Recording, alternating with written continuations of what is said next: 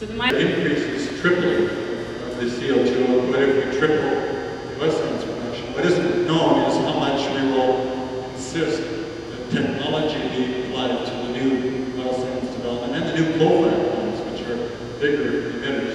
How much we will insist on carbon capture and injection of that carbon underground. That seems to be the main target of Alberta's technology fund. And the focus of the new legislation that's been passed this past year, that they're simply not going to be able to continue to produce the same level of emissions.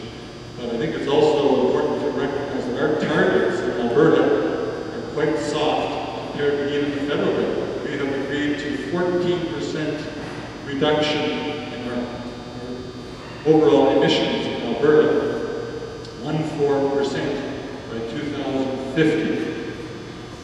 As anyone who's followed climate change knows, this is not a serious commitment to reducing our greenhouse gas emissions.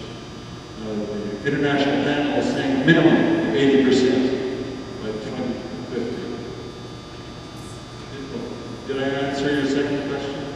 Yeah, I have another question as well.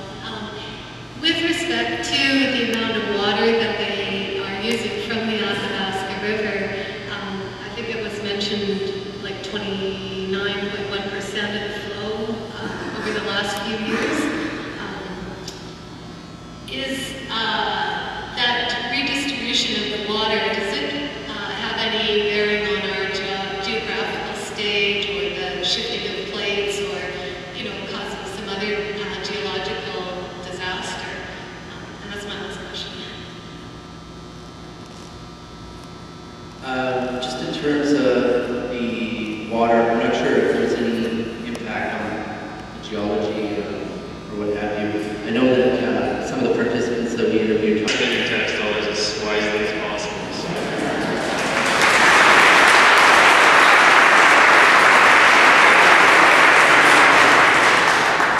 Thank you. I want to add my thanks both to the speakers tonight who added tremendously to our knowledge about this important activity in our province, and to thank Mike and Anna who have really spearheaded this whole event and continue to do great work for me in the office.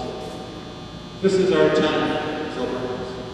It's important for us to step up and do our part as political and civil citizens of the province.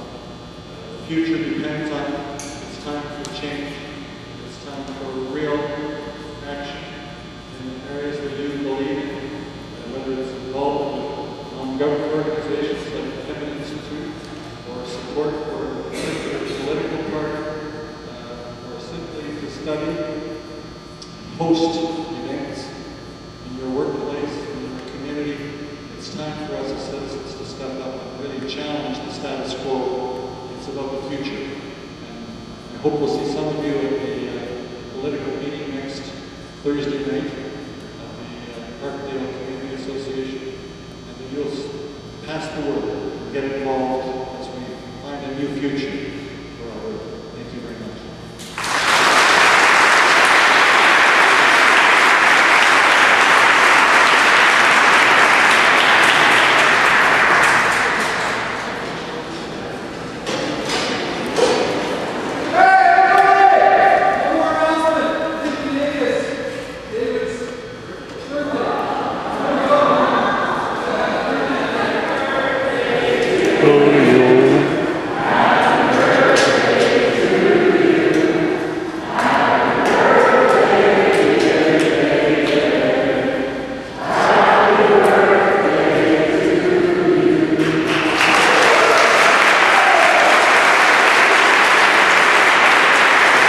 What